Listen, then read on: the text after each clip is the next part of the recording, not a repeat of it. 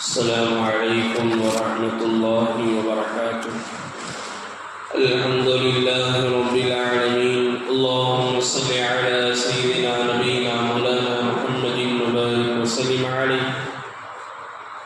وقال الله عز وجل: فنادى في الظلمات أن لا إله إلا أنت سبحانك إني كنت من الظالمين فاستجبنا له ونجيناه من الغم وكذلك ننجي المؤمنين. صدق الله المولانا العظيم. وقال رسول الله صلى الله عليه وسلم: احفظ الله تجد تجاهك وإذا سألت فاسأل الله وإذا استعنت فاستعن بالله أو إلى آخر حديث. صدق الله مولانا العظيم وصدق رسوله النبي الكريم ونحن على ذلك من الشاهدين والشاكرين والحمد لله رب العالمين.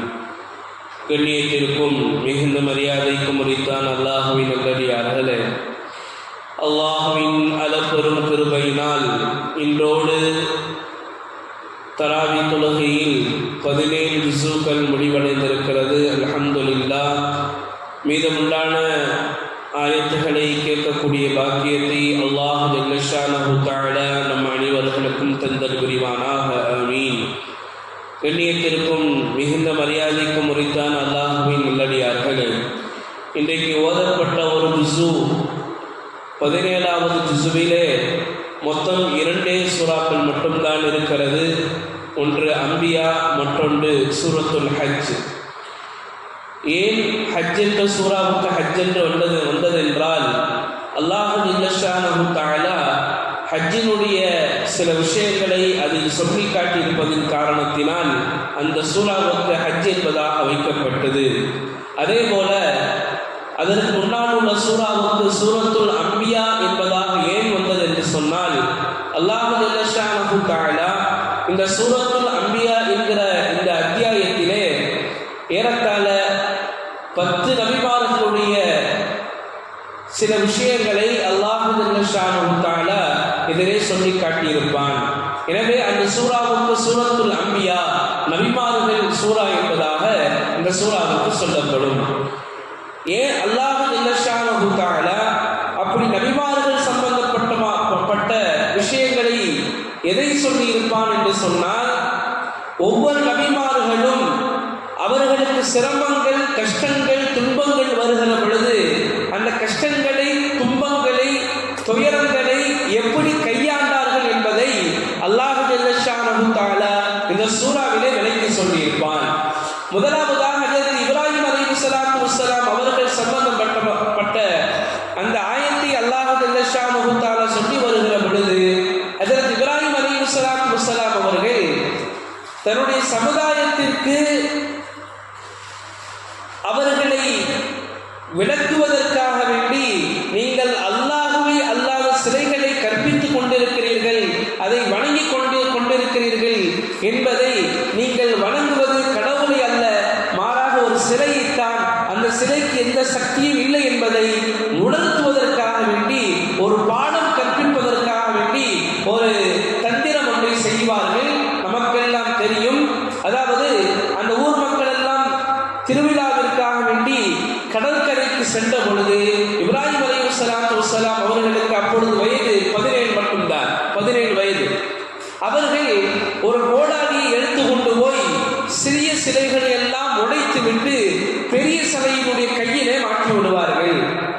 ஊர்க்காரர்கள்லாம் திருவிழா முடித்துவிட்டு வருகிற பொழுது எல்லா சின்ன சிலைகளும் உடைக்கப்பட்டிருக்கும், ஒரு பெரிய சிலை மட்டும் உடைக்காமல் அதனுடைய கையிலே கோடாலி மாட்டியிருக்கும்.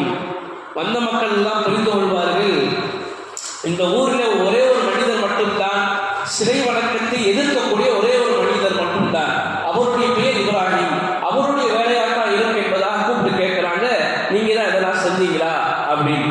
இப்ராஹிம் அலைஹிஸ்ஸலாத்து வஸ்ஸலாம் அவர்கள் சொன்னார்கள், நான் ஏன் செய்ய போகிறேன், நீங்க தானே இந்த சிலைக்கு வணங்குறீங்க, பாருங்க சின்ன சிலையெல்லாம் உடைக்கப்பட்டிருக்கு, பெரிய சிலையினுடைய கையில தான் கோடாலி இருக்குது, வேணும்னா அதுக்கு கேளுங்க, அது உடைச்சிச்சா அப்படின்னு. உடனே அவங்க தான் சொன்னாங்களா, எப்பா சிலை எப்படி பேசும், சிலை எப்படி உடைக்கும்? இப்ராஹிம் அலைஹிஸ்ஸலாம் அர்த்தம் கேட்டாங்களா, சிலை பேசாதுல்ல, சிலை உடைக்காதுல்ல, அதுக்கு எதுவும் சக்தி இல்லைல்ல, அப்படியே அதை வணங்குறீங்கன்னு கேட்டான். உடனே மக்கள் எல்லாம் பார்த்தாங்க. அந்த காலத்தில் வாழ்ந்திருந்த இந்த நம்ரூதுங்கிற மன்னன் என்ன செஞ்சான்னு சொன்னா, ஒரு மிகப்பெரிய நெருப்பு குண்டத்தை மூட்டி இப்ராஹிம் அலைஹிஸ்ஸலாத்து வஸ்ஸலாம் அவர்களை அதில் தள்ளி விட்டுறலாம் என்பதாக சூழ்ச்சி செய்கிறாங்க. அதே மாதிரி நெருப்புகள் மூட்டப்பட்டது. உலகத்திலேயே மிகப்பெரிய நெருப்பு குண்டம் ஒன்று இருந்தது என்று சொன்னால் அதுதான். அவ்வளோ பெரிய நெருப்பு குண்டம். அந்த நெருப்பு குண்டத்துக்கு மேல ஏதாவது பறவைகளோ ஏதாவது பறந்தது என்று சொன்னால் அது கருகி கீழே விழுந்துவிடும். அவ்வளவு மிகப்பெரிய பிரமாண்ட நெருப்பு குண்டத்தை தயாரிப்பு செய்தார்கள். இப்ராஹிம் அலைஹிஸ்ஸலாத்து வஸ்ஸலாம் அவர்களை தூக்கி போடுவதற்காக வேண்டி இருந்து கொண்டிருக்கிற வேளையிலே இப்பொழுது தூக்கி போடக்கூடிய அந்த நேரம் வந்தது. தூக்கி எறிந்தார்கள். இப்ராஹிம் அலைஹிஸ்ஸலாத்து வஸ்ஸலாம் அவர்கள் நெருப்பு குண்டத்திலே விழக்கூடிய அந்த நேரத்திலே பறந்து கொண்டிருக்கிற பொழுது அதற்கு ஜிப்ரீல் அலைஹிஸ்ஸலாத்து வஸ்ஸலாம் அவர்கள் கேட்பார்கள், யா நபி அல்லாஹ், யா கலீலுல்லாஹ், நீங்கள் எனக்கு கட்டளையிடுங்கள், உங்களுக்கு உதவ நான் தயாராக இருக்கிறேன் என்பதாக சொல்லும் பொழுது ஒரு நபி என்ன செய்யணும்? ஒரு சாதாரண மனிதர் என்ன செஞ்சிருப்பாங்க? என்னை காப்பாற்றுங்கன்னு சொல்லியிருப்பாங்க. ஆனால் அவங்க என்ன சொன்னாங்க தெரியுமா? உங்களுடைய உதவி எனக்கு தேவையில்லை. என்னை படைத்த இறைவன் என்னை பார்த்து கொண்டிருக்கிறான். நான் அவனை நம்பித்தான் இருக்கிறேன். அவன் என்னை பார்த்து கொள்வான். போய்கொண்டே இருக்கிறார்கள் விழுவதற்கு சமீபமாக. இப்ப மீகாயில் அலைஹிஸ்ஸலாத்து வஸ்ஸலாம் அவர்கள் குறுக்கிட்டு கேட்பார்கள், யா நபி அல்லாஹ், நீங்கள் கட்டளையிடுங்கள். நான் மலைக்கு உண்டான மலக்காவே, நான் கட்டளையிட்டால் அல்லாஹ்வுடைய உதவி கொண்டு மலையை இறக்கி வைப்பேன். நீங்கள் கட்டளையிடுங்கள் என்பதாக சொல்லும் பொழுது அப்பொழுதும் சொன்னார்கள், உங்களுடைய தேவை எனக்கு தேவையில்லை. என்னுடைய ரப்பு என்னை பார்த்து கொண்டு இருக்கிறான். ஹஸ்புனல்லாஹு வ நிஅமல் வக்கீல் வ நிஅமல் மௌலா வ நிஅமல் நஸீர். என்னுடைய ரப்பு என்னை இந்த துன்பத்திலிருந்து காப்பாற்றுவதற்கு போதுமானவன். அல்லாஹ் பார்த்தான், உன்னுடைய உள்ளத்திலே என்னை மட்டும் தானே நீ நம்பி இருக்கிறாய், நான் உனக்கு உதவி செய்கிறேன் என்பதாக அல்லாஹ் என்ன செஞ்சான் தெரியுமா? அந்த நெருப்புல தான் காப்பாத்துல. என்ன செஞ்சாங்க? நெருப்புல விழுந்தாங்க. நெருப்பு என்ன செய்யணும்? சுடணும். ஆனால் சுடவில்லை. காரணம் அல்லாஹ் சொன்னான், குல்னா, நாம் சொன்னோம், யா நாரு கூனி பர்தம் வ ஸலாமன் அலா இப்ராஹீம். நெருப்புக்கு நாம் கட்டளையிட்டோம், நெருப்பே நீ இப்ராஹிமுக்கு குளிர்ந்ததாகவும் சலாமத்தாகவும் நீ மாறிவிடு என்பதாக சொன்னோம். அந்த நெருப்பு அவரை கொஞ்சம் கூட அவரை தீண்டவில்லை. அது குளிராக மாறி போனது. சொல்லப்பட்ட சொன்னார்கள், உலகத்தில் இருக்கிற எல்லா ஜீவராசிகளும் அந்த நெருப்பை அணைப்பதற்காக வேண்டி வந்தது, பண்டிகை தவிர. பண்டிகை நீங்கள் அடியுங்கள் என்பதாக கட்டளையிட்டார்கள். எனவே 40 நாட்கள் இப்ராஹிம் அலைஹிஸ்ஸலாத்து வஸ்ஸலாம் அவர்கள் அந்த நெருப்பு குண்டத்திலே தான் இருந்தார்கள். அவர்களை அந்த நெருப்பு கொஞ்சம் கூட அவர்களை தீண்டி பார்க்கவில்லை. காரணம் என்ன தெரியுமா? அல்லாஹ்வை அவர்கள் நம்பி இருந்தார்கள். அல்லாஹ்வைத்தான் சிரமங்கள், கஷ்டங்கள், துன்பங்கள், துயரங்கள் வருகிற பொழுது அழைக்கப்பட்ட ஒரு மனிதர், அழைக்கப்பட்ட யாரை அழைத்தார்கள் என்று சொன்னால் அல்லாஹ்வை மட்டும்தான் அழைத்தார்கள். அல்லாஹ் ஜல்லஷானஹு தஆலா அடுத்தபடியாக நூஹ் அலைஹிஸ்ஸலாத்து வஸ்ஸலாம் அவர்களை பற்றி பேசுகிற பொழுது அவர்களும் வெள்ள பிரளயத்தின் போது அல்லாஹ்வை தான் அழைத்தார்கள். யா அல்லாஹ், இவருடைய குடும்பத்தை காப்பாற்றுவாயாக. அல்லாஹ் அதை கொண்டு காப்பாற்றினான். அடுத்ததாக அதற்கு அய்யூப் அலைஹிஸ்ஸலாத்து வஸ்ஸலாம் அவர்கள் யாரை அழைத்தார்கள் தெரியுமா? உடல் முழுவதும் நோயால் பாதிக்கப்பட்ட அய்யூப் அலைஹிஸ்ஸலாத்து வஸ்ஸலாம். பொறுமைக்கு எடுத்து காட்டு என்று சொன்னால் அது அய்யூப் அலைஹிஸ்ஸலாத்து வஸ்ஸலாம் அவர்கள் தான். எவ்வளவு துன்பப்பட்டார்கள் தெரியுமா? உடல் முழுவதும் புண்ணால் ஆகி போனது. உடல் முழுவதும் புண்ணு, நாக்கு மட்டும் பாக்கியாக இருக்குது. நாக்கும் அரிக்க ஆரம்பிக்கிற பொழுது அல்லாஹ்விடத்திலே சொன்னார்கள், யா அல்லாஹ், இது நாதா ரப்புஹு அன்னி மஸ்ஸனிய துர்ரு வ அன்த அர்ஹமுர் ராஹிமீன். யா அல்லாஹ், என்னை ஒரு துன்பம் தீண்டுகிறது. எப்ப சொன்னாங்க தெரியுமா? நாக்கில புண்ணு அரிக்க ஆரம்பிக்கும் போது சொன்னாங்க. ஏன் தெரியுமா? நான் அல்லாஹ்வை துதிப்பதற்கு இந்த ஒரு நாக்கு மட்டும்தானே இருக்கிறது, இதுவும் அரித்து போய்விட்டது என்று சொன்னால் நான் எப்படி என் ரப்புவை திக்ர் செய்வேன், என் ரப்புவை நான் எப்படி அழைப்பேன் என்பதாக கருதிதான் அவர்கள் அல்லாஹ்விடத்திலே சொன்னார்கள். இந்த நோய் பீடிக்கப்பட்டதிலிருந்து இவர்களிடத்தில் இருந்த எல்லா செல்வங்களும், மனைவி, சில மணிமார்கள் சென்று விட்டார்கள், எல்லா பொருட்களும் சென்று விட்டது. 2 சகோதரர்கள் மட்டும்தான் துணைக்கு இருந்தார்கள். இந்த நேரத்தில் தான் அவர்கள் கேட்டார்கள், அல்லாஹ் ஜல்லஷானஹு தஆலா குளிர்ந்த தண்ணீரிலே நீங்கள் குளியுங்கள் என்பதாக சொன்னான், நீங்கள் குடியுங்கள் என்பதாக சொன்னால் குடித்தார்கள். சரியாகி போனது. அல்லாஹு தஆலா தங்க வெட்டிக்கிளியை மழையாக அவர்களின் மீது பொழிந்தான், எடுத்துக்கொண்டார்கள். அல்லாஹ் கேட்டான், ஏப்பா நீ கொஞ்சத்தை கொண்டு போதுமாக்கி கொள்ளலையா? அய்யூப் அலைஹிஸ்ஸலாத்து வஸ்ஸலாம் அவர்கள் சொன்னார்கள், யா அல்லாஹ், உன்னுடைய அருளை விட்டு யாருதான் தேவையற்று இருப்பார்கள், எனக்கும் உன்னுடைய அருள் தேவை என்பதாக அய்யூப் அலைஹிஸ்ஸலாத்து வஸ்ஸலாம் அவர்கள் அல்லாஹ்விடத்திலே சொல்லி காட்டினார்கள். நீங்கள் விளங்க வேண்டும், நோயுற்ற பொழுது யாரை அழைத்தார்கள்? அல்லாஹ்வை மட்டும்தான் அழைத்தார்கள். எனவே அல்லாஹ் உதவி செய்தான். அவர்கள் எதையெல்லாம் இழந்தார்களோ அத்துணையும், ஏன் அதைவிட அதிகமாக அல்லாஹ் கொடுத்தான். காரணம், அவர்கள் நோயுற்ற போது அழைத்த ஒரே ஒரு நபர் இருப்பாரையானால் அது அல்லாஹ் மட்டும்தான். அடுத்ததாக ஹஜரத் யூனுஸ் அலைஹிஸ்ஸலாத்து வஸ்ஸலாம் அவர்கள் தன்னுடைய ஊரிலே தாவத்தினுடைய பணியை எடுத்து வைத்துக் கொண்டிருப்பார்கள்.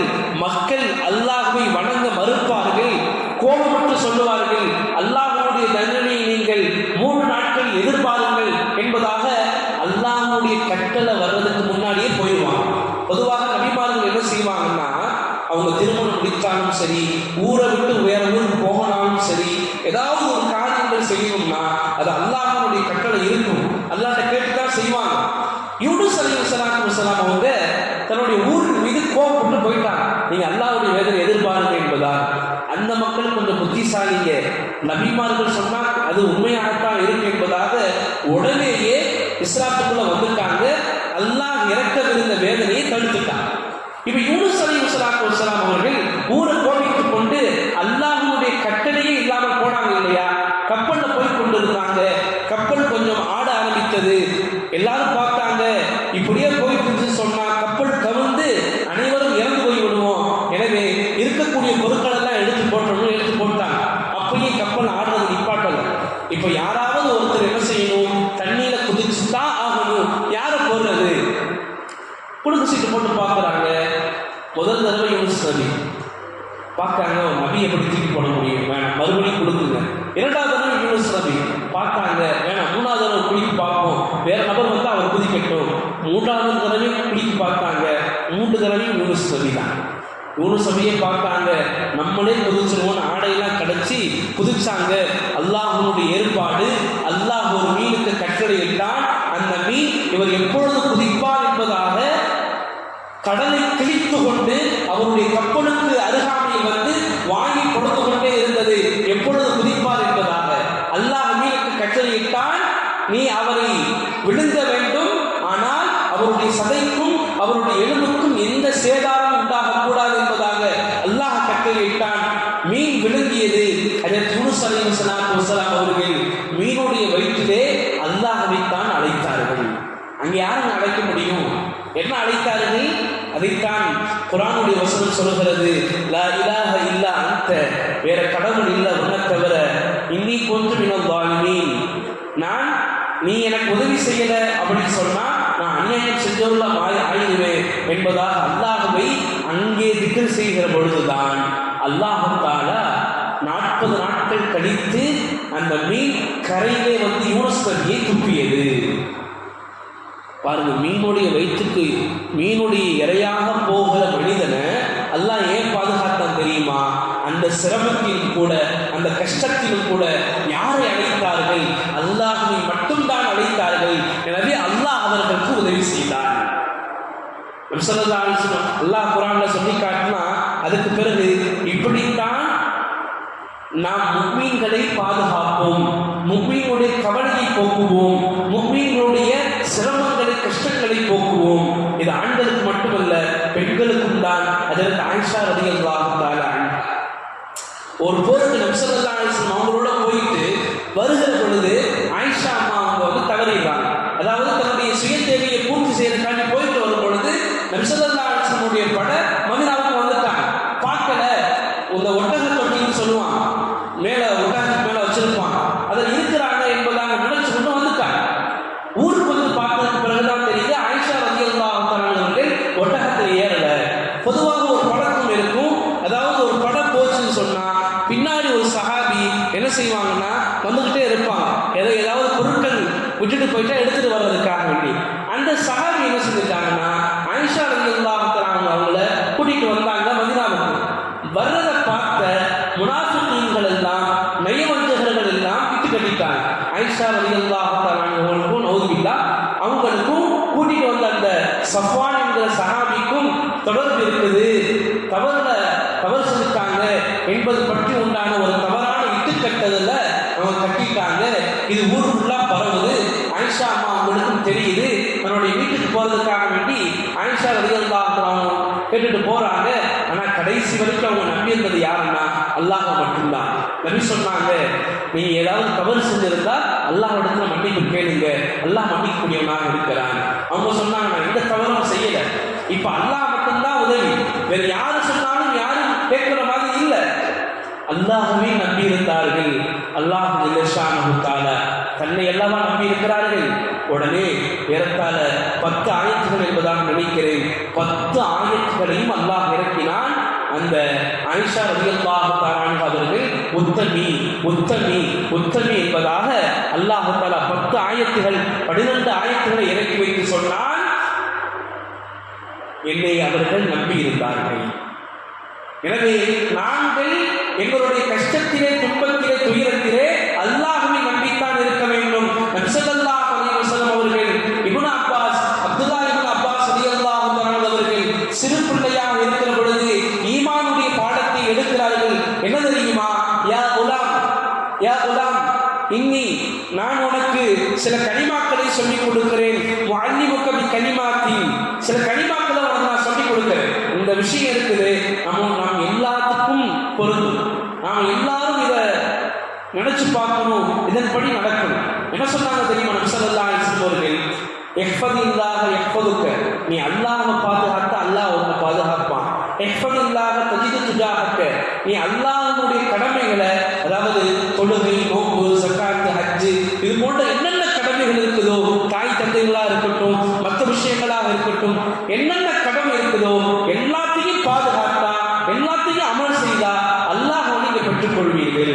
அதுக்கு நபி ஸல்லல்லாஹு அலைஹி வஸல்லம் சொல்றாங்க, வஇதா சஅல்த, நீ எதை கேட்கணும்னாலும் யார்கிட்ட கேளு? அல்லாஹ்விடத்துல கேளு. வஇதா ஸ்தஅன்த, நீ உதவி தேடணும்னா யார்கிட்ட தேடு? அல்லாஹ்விட்ட உதவி தேடு. இப்ப நாங்க உலகத்துல பார்க்கணும், நான் யார்கிட்ட கேட்கிறோம்? நான் யாரை உதவிக்கு அழைக்கிறோம்? மனிதர்களைத்தான் அழைத்துக் கொண்டு இருக்கிறோம். ஆனால் நபி சொன்னார்கள், நீ மனிதர்களை அழைக்காதே, நீ அல்லாஹ்வை அழை. நீ உதவி தேடணுமா அல்லாஹ்ட்ட உதவி தேடு. நபி ஸல்லல்லாஹு அலைஹி வஸல்லம் இந்த அளவுக்கு சொல்லியிருந்தார்கள், உன்னுடைய வீட்டில் உப்பு இல்லையா, உன்னுடைய செருப்பினுடைய வாறு அந்து போயிருச்சா, நீ அல்லாஹ்ட்ட கேளு. ஏன்? கொடுப்பதில் சிறப்பானவன் அல்லாஹ் தான். கொடுப்பதில் சிறப்பானவன். மனிதர்கள்ட்ட கேட்டா 2 தடவைக்கு மேல கேட்டா கோவப்படுவாங்க. நபி சொன்னாங்க, அல்லாஹ் கேட்கறனா கோவப்படுறான். அப்ப அல்லாஹ் கேட்பதை விரும்புகிறான். நீ எதை கேட்கணும்னாலும் அல்லாஹ்விடத்துல கேளு. நபி ஸல்லல்லாஹு அலைஹி வஸல்லம் மேற்கொண்டு சொல்றாங்க பாருங்க,